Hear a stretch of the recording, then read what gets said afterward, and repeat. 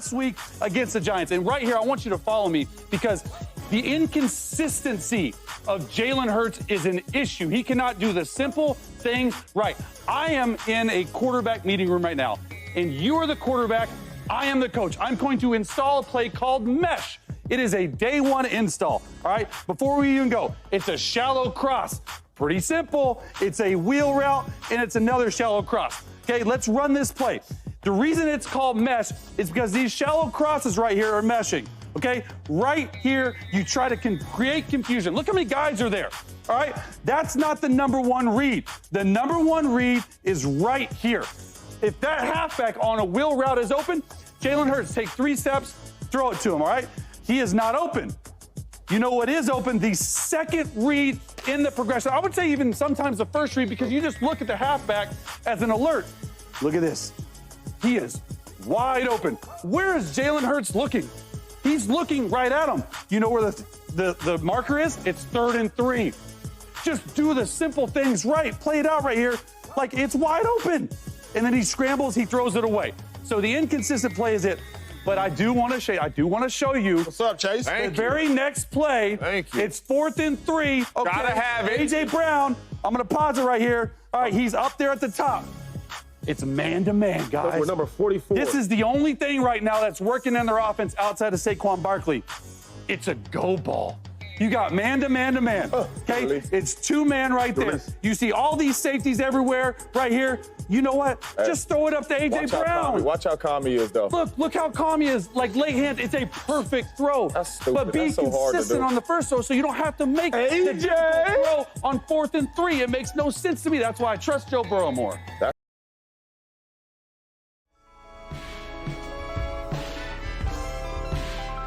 me talk my shit again. What it do? This is the Talk My Shit Again podcast. I'm your humbly hostile host, Cassius Cliff. Before we get into any of the content and break down I don't know what Chase Daniels was trying to prove or say when it came to his breakdown of Jalen Hurts and that missed throw to Devontae Smith. But before we get into that, if you have not done so, please like, share, subscribe, comment. It goes a long way. Thank you in advance. Much appreciated. But as you heard that career backup and career bum mention, Jalen Hurts is not doing these simple, easy things consistently well. And I think that's very easy to refute and respond to purely because this offense has not been simple and has not done these simplest things easy and well and lacking consistency clear as day. You're talking about a number 2 offense after first quarter. The only team that not score points in the entire first quarter at all in any game this season. If that does not scream and tell you that the inconsistency really starts and begins with the coaching and the scheme versus what the quarterback is doing, I really have nothing to offer really to give you aside from that. It is clear as day. Not only is the offense and the consistency of this offense has a huge problem when it comes to its identity and where the focus and really the bone should be put. It's scheme. It's scheme and coaching. The players are obviously more than talented and doing what they can given the plays that are called. I mean, we're going to get into the content and really show what Chase Daniels is talking about just in a few seconds because as we know well and good, when it came to the Saints game as well as the Browns game, mesh concept was the 2 biggest plays of the games. Here it is, game on the line, trying to get back into this to actually get a touchdown and pull away with a win. Jalen Hurts checks into a mesh concept play, goes to Dallas Goedert. The rest is history. That's one time. That's another time. He was able to, use the mesh concept, call the play, deliver the pass, score a touchdown on that drive, moving on to the next week. Here he is again, checking into a play where he throws the ball to Devontae Smith, a guy he missed in that opening video. Mesh concept, crossing routes, untouched, touchdown. So it is very clear and very obvious. Jalen Hurts absolutely has the ability not only to decipher and read the defenses, check into the proper play, mesh concept, and deliver the pass, and the rest happens on its own, either close to a touchdown or a touchdown. I knew he was capable of that.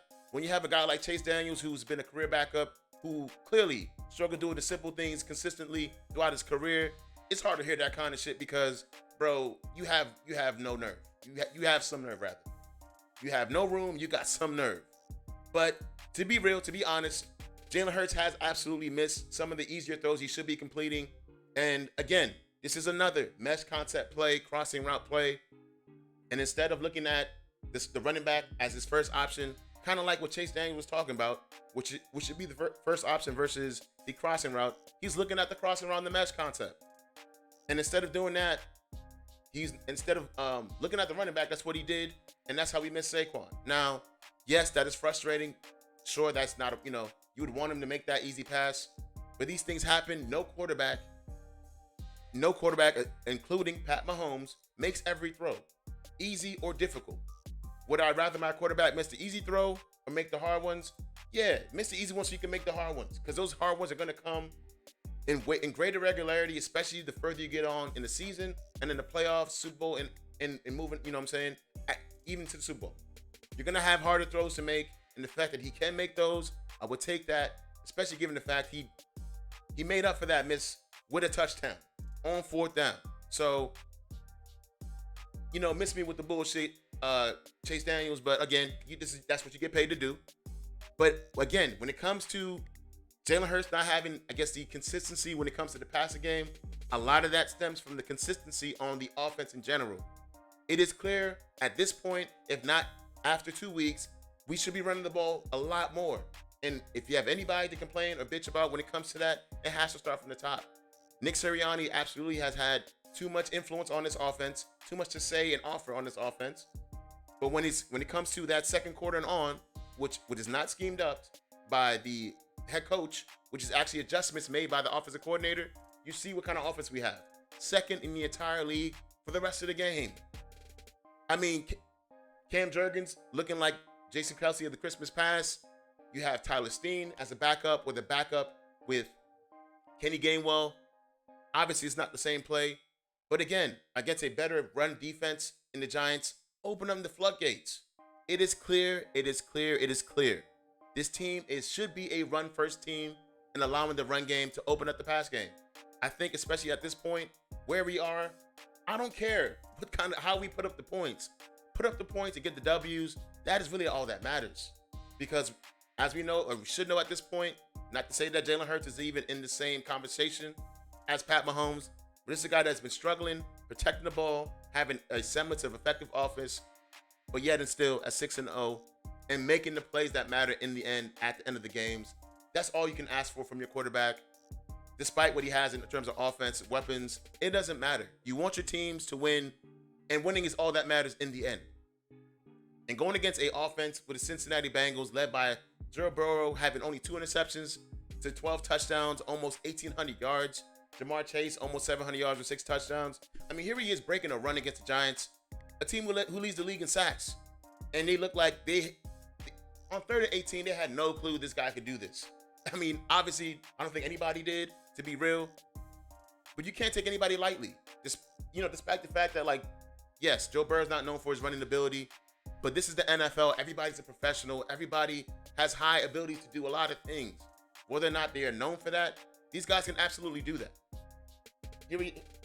What I love the most about this game and this matchup, we're going to get to see our young rookie, Quinyon Mitchell, go against a guy like Jamar Chase and T. Higgins if he does suit up. And this is going to be a great test for him because these guys are studs. These guys should not be taken lightly.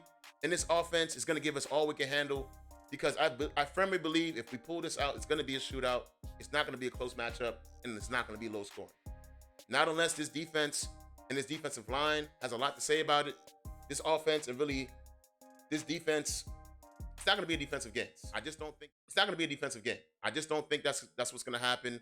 I think the offense is going to have to shoot this out if we have a chance to win this game. And to start off, we're going to have to get to Joe Burrow at some point in this game to keep us in this game if we have any kind of aspirations of pulling this dub out and actually, keep competing with the Commanders and separating ourselves from guys like the Giants and the Cowboys. We know what they are at this point, not very good at all. And the Commanders have absolutely shown and proved that they're a team to be reckoned with.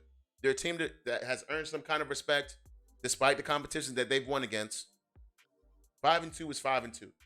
Yes, it's still midway early in the season, but being 5-2 at this point, no one expected them to be 5-2. And virtually no one expected the Cowboys to be 3-3.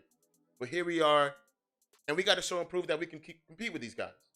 And they already, not only did the Commanders beat the Cincinnati Bengals, Cincinnati Bengals are a 3-4 team for a reason. They're not very good. So yes, this is a great test, a great competition in terms of quarterback versus quarterback, receiving core versus receiving core. Overall, this is a team that is just not that good, and where they really struggle is against the run. So why would we play around our food and not run the damn ball? Obviously, Nick Sirianni will have a lot to say about that come tomorrow at 1 o'clock in Cincinnati. But we're talking about right now and what we should be doing and what we clearly have a high ability and aptitude to do. If you don't believe me, listen to me in the comments. I'm sure she has a lot of great things to say about what we've been doing in the run game and what we should be doing. I really liked what Philadelphia did on the ground against New York in terms of mixing up the alignments from which they ran the ball. This run game is always very diverse. They do a lot of different things, different concepts, but primarily last season and then leading up to this last week, it's been almost entirely from the gun with Saquon, right? Against New York, though, so prior to last week, they were 80% from the gun. Last week, that actually dropped below 50%. They were running Saquon and Gainwell as well, more from under center. They had him in the pistol. That opened up the under center play action attack. They popped off some explosives that way. I really liked it because it makes the... Who would have thought running the ball from under center is going to open up the play action, is going to open up the passing game. These are things that are simple concepts to understand, much like the mesh concept. But when it comes to a guy like Chase Daniels, who was a career backup, a career bum, talking about the quarterback and what he's not doing, why not talk about the overall offense and what they should be doing? Running the ball more often, running the ball from under center. Lo and behold, that might open up the passing offense.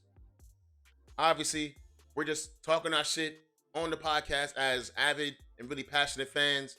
But there's certain things that are just not hard to understand. Running the ball and then allowing that to open up the entire offense, that will change the game for us.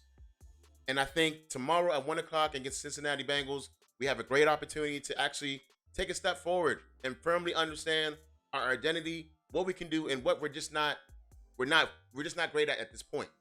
At this point, we should not be leaning on the pass at all. It should be running the ball. And obviously, we'll see that very soon at 1 o'clock. With that being said, this is the Talk My Shit Again podcast. I'm your humbly hostile host, Cassius Cliff. We out to the next one. Peace.